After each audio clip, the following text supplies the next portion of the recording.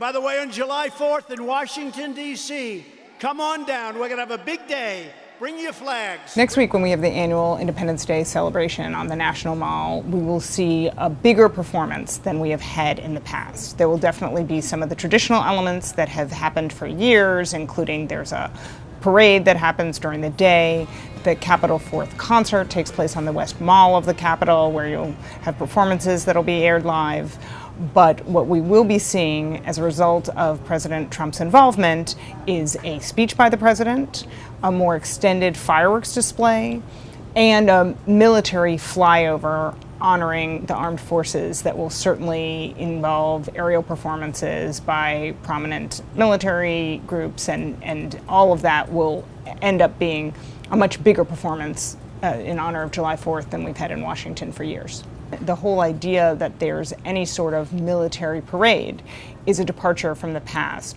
President Trump had seen the Bastille-day celebrations in France in 2017, and he's really wanted to have some sort of military parade.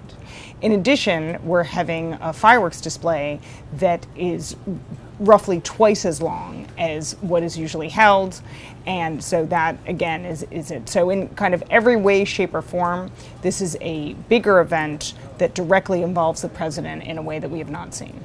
One thing we know for sure is that taxpayers will be paying more this year because President Trump has decided to expand the celebration of the 4th of July on the National Mall.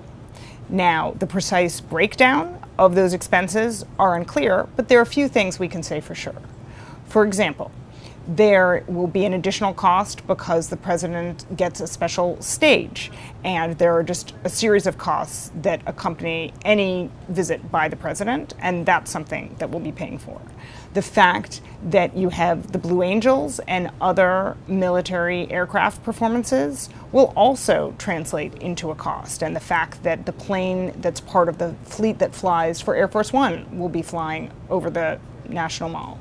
One other thing that's interesting that's surfaced as a result of this whole event is that right now, given the trade tensions with China, the Trump administration is proposing imposing a 25% tariff on fireworks, almost all of which are imported from China.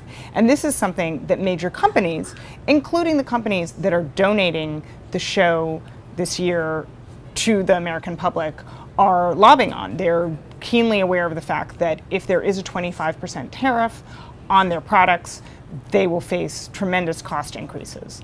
So I've talked to, for example, the CEO of Phantom Fireworks, as well as the president of Gucci Fireworks.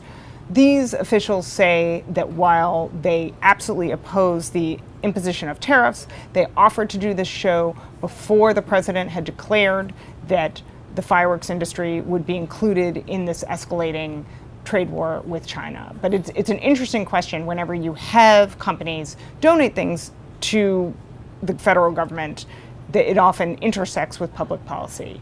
These fireworks owners say that they're doing this out of a sense of public service, and that they are not trying to use the show and the donation as a way to shift Trump administration policy.